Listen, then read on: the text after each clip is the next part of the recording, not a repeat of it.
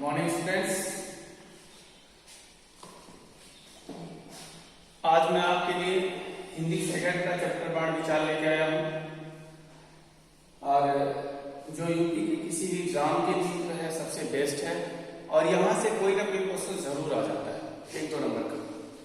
तो वर्ण विचार है। इसके अंतर्गत आज हम आपको वर्ण किसे कहते हैं, वर्ण के प्रकार, उनके स्वर के प्रकार, व्यंजन के प्रकार, उनके उच्चारण स्थान इत्यादि के बारे में आज हम समझेंगे। वर्ण विचार एक ऐसा चैप्टर है जहां से कुछ ना कुछ किसी न किसी भी एग्जाम में हिंदी आती है। TET, super TET, UP TET, DElEd, जो भी हो, लगभग सभी एग्जाम में जिसमें हिंदी आती है उसमें से यहाँ से एक या दो क्वेश्चन हमेशा ही आते हैं। तो आइए शुरू करते हैं। सबसे पहले है वर्ण। और वर्ण किसे कहते हैं? मूल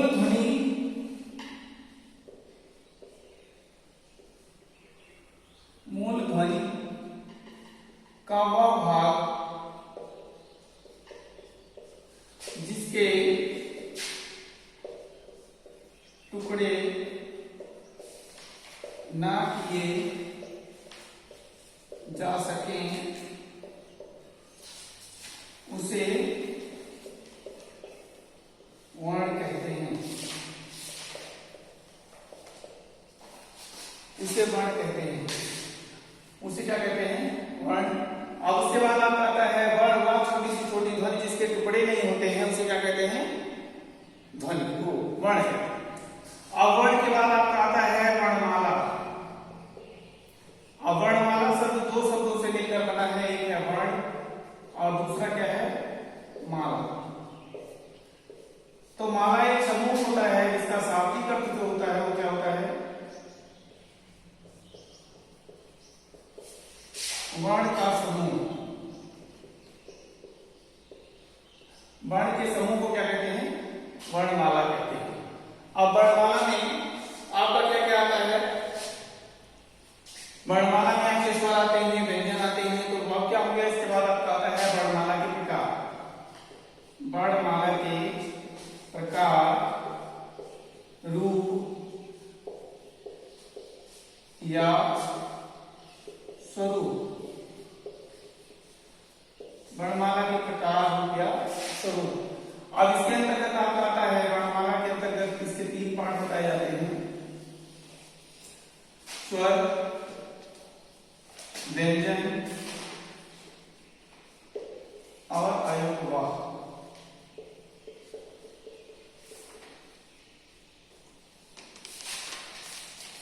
स्वर, व्यंजन और अयोगवाह। अब स्वर क्या होता है? ऐसे वर्ण जिनको बोलने के लिए किसी अन्य वर्ण की सहायता नहीं लेनी पड़ती उन्हें क्या कहते हैं? स्वर कहते हैं।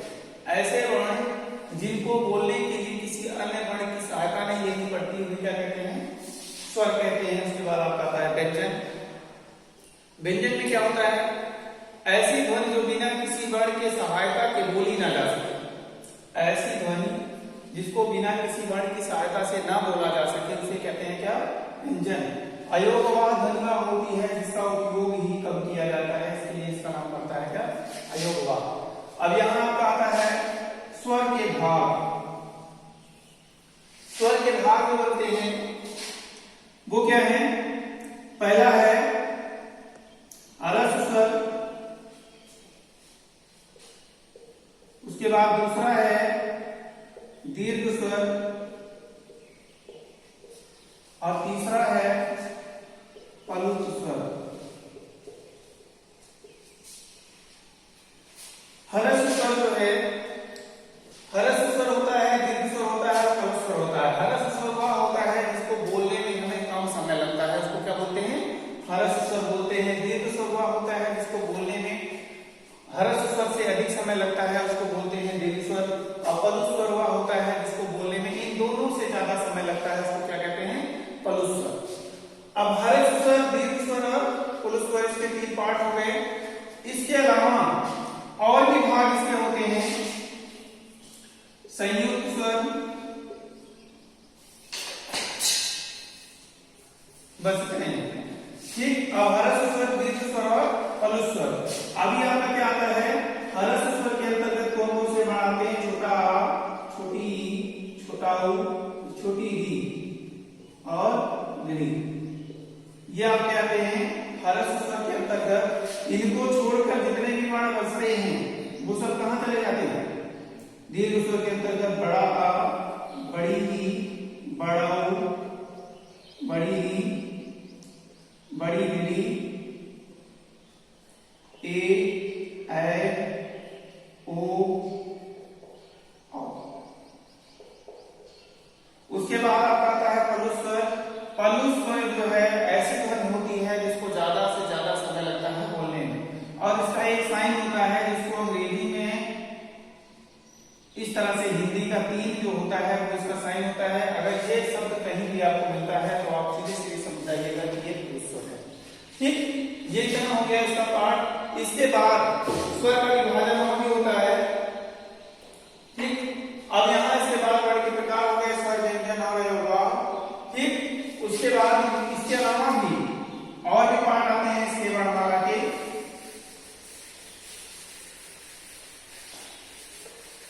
ये तो आपके वर्ण के प्रकार हो गए। अब वर्णमाला के प्रकार जो होते हैं,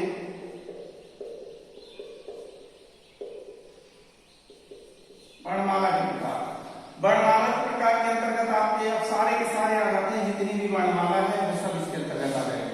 आपका स्वर आ जाएगा, व्यंजन आ जाएगा, अयोगवाह आ जाएगा, संयुक्त व्यंजन आ जाएगा, मिश्रित व्यंजन आ जाएगा, मिश्रित व्यंजन आ जाएगा। इसी तरह कांट व्यंजन होता है, लुप्त व्यंजन होता है, स्पर्श व्यंजन होता है, बहुत सारे व्यंजन होते हैं।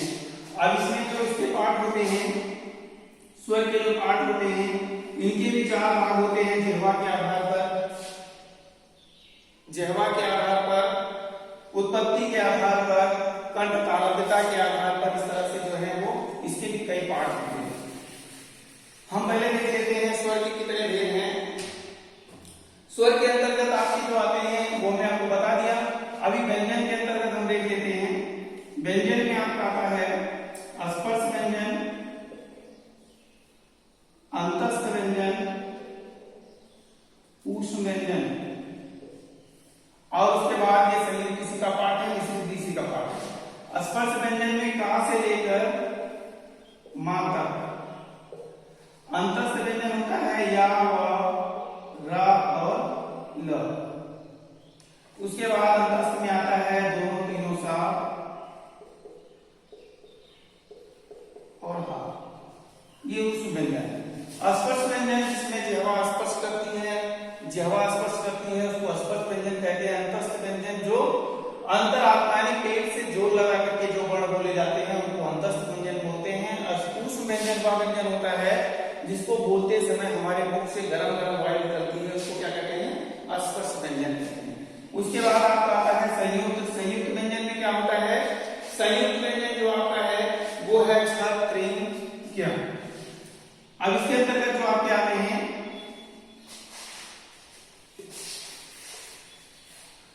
संयुक्त व्यंजन के अंतर्गत जो आपका आता है वो आता है छ, त्र, ज्ञ और स्र।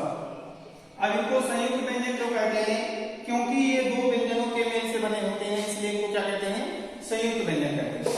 अब जैसे क और खसकी सा के मिलने से क्या बनता है? त और रा के मिलने से क्या बनता है? त्र। जा और इया के मिलने से बनता है ज्ञ। सा और रा के मिलने से बनता है श्रव। ये क्या है? संयुक्त व्यंजन है और इनकी संख्या कितनी है? 4। संयुक्त व्यंजन के बाद आपके आते हैं मिश्रित व्यंजन। संयुक्त व्यंजन और मिश्रित व्यंजन दोनों सेम होते हैं, बस केवल इसमें हलंत का उपयोग किया जाता है, इसमें नहीं किया जाता है। अब यहाँ अगर हम छा लिखेंगे तो छा को क, श और अ 3 बार प्लस लगाएंगे, ये हो जाएगा आपका मिश्रित व्यंजन, जिसमें स्वर भी मिक्स हो जाता है। उसको क्या कहते हैं? मिश्रित व्यंजन कहते हैं। सेम कंडीशन संयुक्त व्यंजन की तरह ही होती है। इसके बाद आपका आता है विसर्ग व्यंजन। विसर्ग, विसर्ग के अंतर्गत आपका आता है अह, ठीक। और इसके बाद आपका आता है अनुनासिक व्यंजन।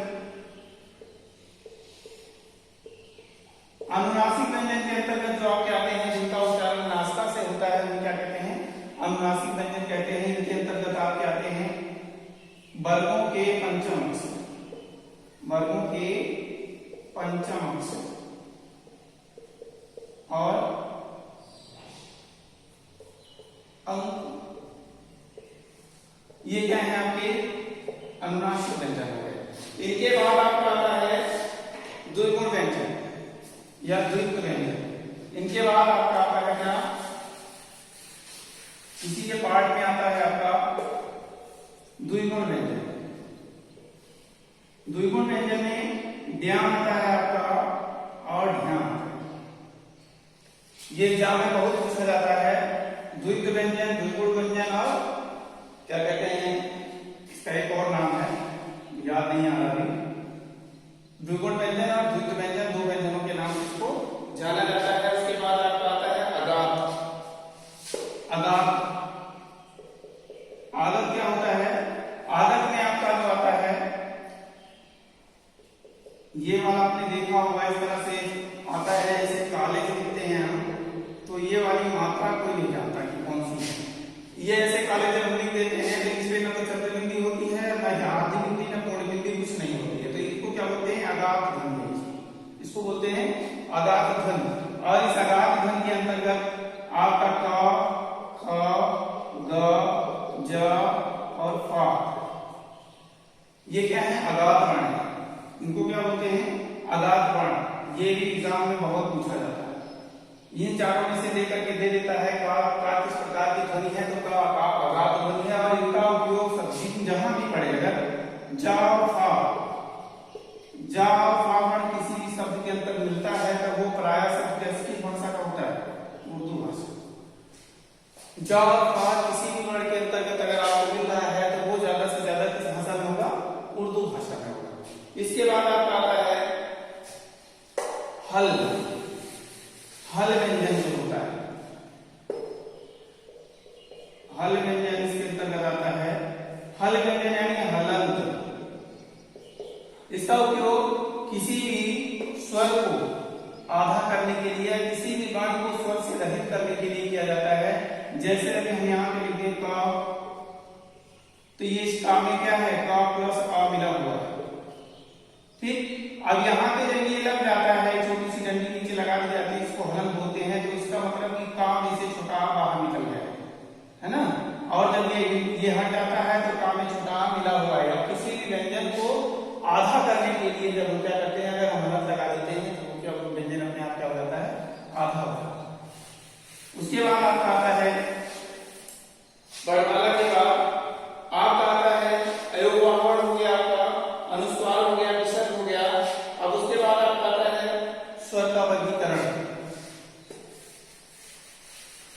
अब स्वर का वर्गीकरण क्या करेंगे, तो स्वर के वर्गीकरण में आपका आता है 4-5 प्रकार। इसका जो होता है जिह्वा के आधार पर, उत्पत्ति के आधार पर, विश्लेषण के आधार पर, इस तरह से बहुत पाठ बनते हैं इसके भी। इसके अंतर्गत आपका आता है, अब मैं जो आपको बताने जा रहा हूं, ये आपको किताबों में नहीं मिलेगा। जल्दी से मिलता है किताबों में, लेकिन सब किताब में नहीं मिलता है। तो अब क्या है, स्वर का विभाजन। स्वर का विभाजन। अब ये स्वर का विभाजन क्या होता है, अब एक हमने क्या पढ़ा है, स्वर केवल 2 प्रकार के होते हैं, ह्रस्व स्वर, दीर्घ स्वर और पलु स्वर। अभी हम यहाँ पे पहला स्वर जो हम पढ़ेंगे वो किसके आधार पर पढ़ेंगे, जिह्वा के आधार पर। जिह्वा के आधार पर स्वर का विभाजन। अब जिह्वा के आधार पर स्वर का विभाजन कैसे करेंगे, इसके अंतर्गत जो आपके आते हैं वो बहुत सारे हैं। विपरीत, पहला हो गया विपरीत, दूसरा हो गया अर्धविपरीत, तीसरा है आपका आर्द्र स्वर, उसके बाद आपका आता है पश्च स्वर, उसके बाद आपका आता है मध्य स्वर, इसको केंद्रीय स्वर भी बोलते हैं। अर्ध स्वर, पश्च, विपरीत, अर्धविपरीत, समवृत्त, इसी के अंतर्गत आपका आता है समवृत्त,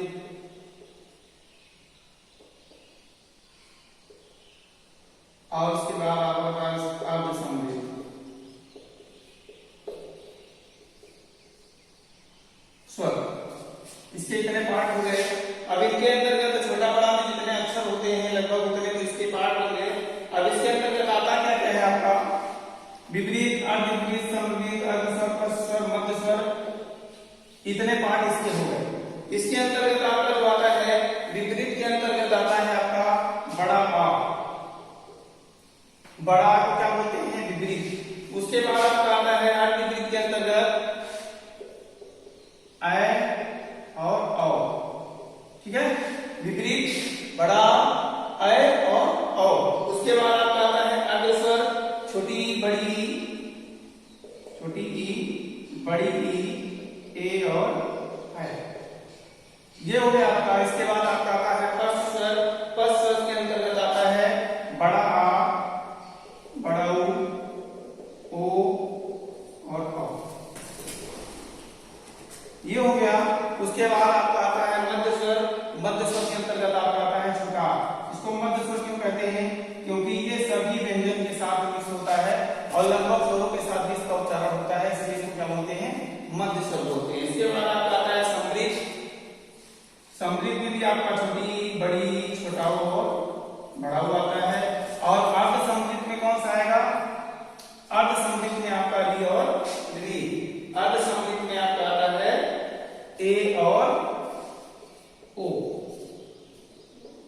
ये इसके पार्ट हो गए स्वर के। जहाँ से आधार पर विपरीत, अर्धविपरीत, अर्धस्वर, पश्चस्वर, मध्यस्वर, समृद्ध और अर्ध समृद्ध। विपरीत में बड़ा, अर्धविपरीत में ए और ओ, अर्धस्वर में छोटी बड़ी ए ऐ, पश्चस्वर में बड़ा बड़ऊ ओ औ, मध्यस्वर में केंद्रीय स्वर को ही मध्यस्वर कहते हैं, उसको छोटा आ कहते हैं। और मध्यस्वर से इसलिए कहा जाता है क्योंकि ये सभी स्वरों के साथ बोला जाता है।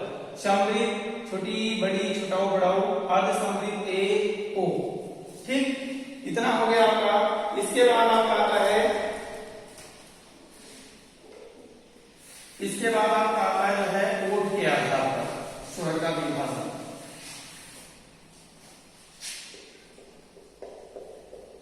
ओठ के आधार पर स्वर का विभाजन।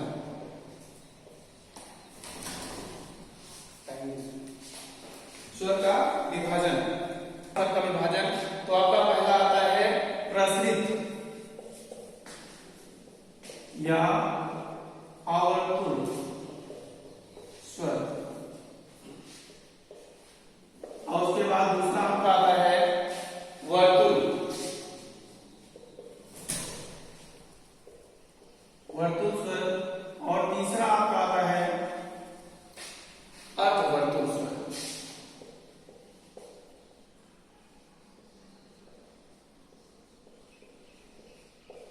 अर्धवर्तुल स्वर, इसके भी तीन पार्ट निकल करके आए, प्रसिद्ध या अर्धवर्तुल स्वर, वर्तुल स्वर और अर्धवर्तुल स्वर। इसके अंतर्गत आपका आता है छोटी ई, बड़ी ई, ए ऐ। क्या क्या आया, छोटी ई, बड़ी ई, ए और ऐ। इसके बाद जो आता है आपका छोटा ऊ, बड़ा ऊ, ओ और औ। यहां आपका जो आता है वो आता है क्या, बड़ा, ठीक। ये हो गए स्वर के पार्ट। आपका प्रसरित व अर्धवर्तुल स्वर आता है छोटी बड़ी ए ऐ, वर्तुल स्वर आता है छोटो बड़ो ओ औ, अर्धवर्तुल स्वर में आता है बड़ा। यहां से क्वेश्चन बनने की वजह क्या है कि अभी आपने देखा होगा कि यही स्वर पीछे वाले में चल रहे थे, यही स्वर इधर भी चल रहे हैं। यहां से क्वेश्चन पैदा हो जाता है कि कौन सा अर्धवर्तुल है, कि अगले बड़ा छोटी, अगर वहां आगे पश्चिम में जाए तो वहां भी मिल जाता है, यहाँ भी मिल जाता है, तो वहां कैसे सॉल्व करें। ज्यादा घुमाने की बजाय यही यहाँ से क्वेश्चन बहुत बार बनते हैं। अभी इसके दो पार्ट और हैं जो आपको अगले वीडियो में मिल जाएंगे।